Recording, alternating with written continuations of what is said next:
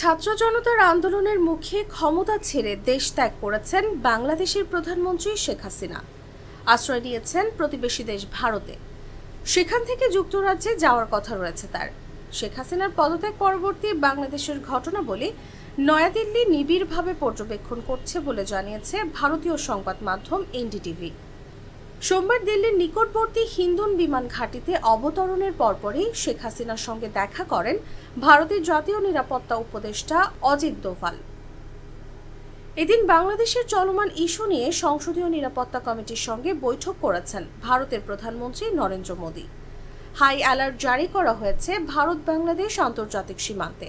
ভারতের অবসরপ্রাপ্ত foreign service কর্মকর্তা অনিল ত্রিগুনায়াত এনডিটিভিকে বলেন, বাংলাদেশ আমাদের ঘনিষ্ঠ ও কৌশলগত অংশীদার, তাই প্রতিবেশী অঞ্চলে প্রবাসীদের স্বার্থে ও নিরাপত্তাজনিত কারণে স্থিতিশীলতার প্রয়োজনীয়তা রয়েছে, যা এরই মধ্যে অনুভূত হতে পারে।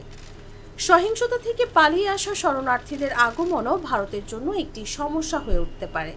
এছাড়া ভারতের স্বার্থের প্রতি বিদ্বেষপূর্ণ বহিরাগত শক্তিগুলো ভিত্তি লাভ করতে পারে, যা গুরুত্বপূর্ণ হয়ে উঠতে পারে।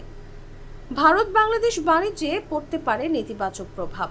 এরই মধ্যে পেট্রাপোল বেনাপোল বন্দর দিয়ে আমদানি রপ্তানি কার্যক্রম প্রায় বন্ধ হয়ে গেছে। এনডিটিভির ভাষ্যমতে ভারত ও চীন উভয়ের সঙ্গেই শেখ হাসিনার সুসম্পর্ক ছিল। তার শাসনামলে চীনের সঙ্গে সব উন্নয়নমূলক অংশীদারত্বে বাংলাদেশ ভারতের স্বার্থের প্রতি মনোযোগী ছিল। গত জানুয়ারিতে চতুর্থ মেয়াদে পুনর্নির্বাচিত হন শেখ হাসিনা। তবে ওই নির্বাচনে কারচুপির অভিযোগ নিয়ে অসন্তোষ প্রকাশ করেছিল পশ্চিমারা। সে সময় বাংলাদেশ এবং পশ্চিমা দেশগুলোর মধ্যে মধ্যস্থতাকারীর মতো কাজ করেছিল ভারত।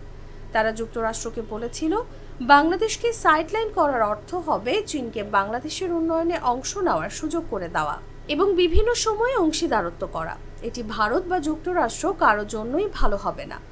ফলে চলমান বিশৃঙ্খলা ও পরিবর্তিত পরিস্থিতিতে বাংলাদেশের সঙ্গে সম্পর্ক নিয়ে ভারত শঙ্কিত হতে বাধ্য। জিন্দাল গ্লোবাল ইউনিভার্সিটির আন্তর্জাতিক বিষয়ের অধ্যাপক শ্রীরাধা দত্ত বলেছেন, ঢাকায় যে সরকারি ক্ষমতায় আসুক না কেন তারা ভারতের সঙ্গে যোগাযোগ করতে চাইবে, কারণ উভয় দেশই জানে একে অপরের সঙ্গে যুক্ত থাকার ফলে জনগণের উপকার হবে। শুরুতে হয়তো কিছুটা অনিশ্চয়তা থাকবে, তবে উভয় দেশের সরকারই একে অপরের সঙ্গে যুক্ত হবে। তার মতে দ্বিপাক্ষিক সম্পর্ক কিছু দিক হয়তো আগের মতো শক্তিশালী নাও হতে পারে, আবার কিছু দিক থেকে উন্নতিও হতে পারে। খবরে আরও বলা হয়েছে, ভারত তার পার্শ্ববর্তী অঞ্চলে সৃষ্ট হঠাৎ অস্থিরতা মোকাবেলার জন্য প্রস্তুত হবে।